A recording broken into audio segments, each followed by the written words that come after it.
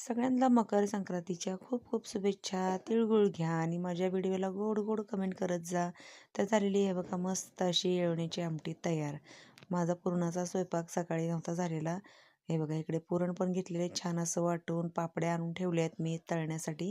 पापडीमध्ये मी थोडंसं तीळ घातलं होतं, जिरं नव्हतं घातलेलं. जेव्हा वाळवणाची पापडी तांदळाची बनवतो त्यावेळेस मी तीळ घातलेलं. तर कोणी जिरं घालतं, तीळ घालतं किंवा मिक्स पण. आणि तिकडे छान भजीसाठी कांदा चिरून ठेवला होता आत्याने. इकडे पीठ भिजवून ठेवलेलं आहे.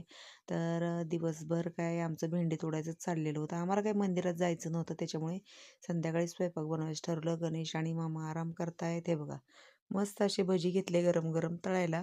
कसं होतं, गरम गरम छान लागतात भजी. तळून ठेवले की मग थंड झाल्यानंतर एवढे छान लागत नाहीत. मग म्हटलं चला छान अशी गरम गरम भजी तळून घेऊयात.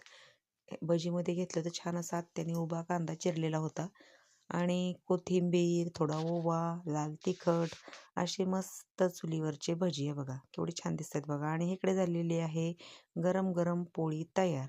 तर उशीर झाला होता स्वयंपाक बनवायला. उशीर लागल्यामुळे उशीर झालेला होता. तर आम्हाला काही मंदिरात जायचं असलं की मग सकाळीच घाई असते स्वयंपाकाची. पण थोडंसं आम्हाला सुतक असल्यामुळे आम्ही काही मंदिरात जायचं कॅन्सल केलं. पण गणेशला खायची होती पुरणपोळी, तो काय ऐकेना. म्हणलं चला बनवूयात, थोडं काय होतंय म्हणून बनवली छान पुरणपोळी. हे बघा मस्त अशी आमटी. आमटी छान झालेली बघा. मस्त अशी येसराची आमटी आहे, तरी आलेली आहे. इकडे अशी गरम गरम भजी आणि तांदळाची पापडी कुरडई काही नाही तळली, नको म्हणलं आता खूप उशीर झाला. आणि छान असं गाईच्या दुधापासून बनवलेलं हे तूप आणि पुरणपोळी.